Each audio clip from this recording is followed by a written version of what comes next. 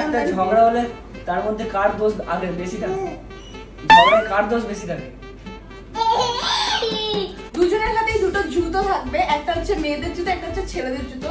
And বাকিরা আমাদেরকে যে কোনো কোয়েশ্চেন করতে পারে, এন্ড সেই কোয়েশ্চেনের আমাদেরকে অ্যানসার দিতে হবে জুতো তুলে। আমি যদি এই জুতোটা ধরি তাহলে হচ্ছে গুনগুনের ব্যাপারে আমি বলছি, এরকম যদি মানে হচ্ছে আমি আমার ব্যাপারে বলছি, তাহলে ছেলের ব্যাপারে বলছি। হ্যাঁ, আমার প্রশ্ন হলো তো দুজনের মধ্যে কে সবথেকে বেশি খরচ করে?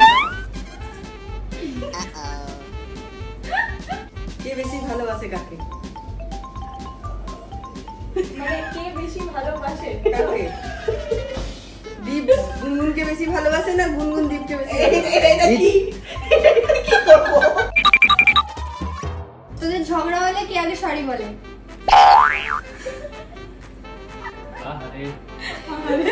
আরে তোদের দুজনের মধ্যে কে বেশি ঘুমায়?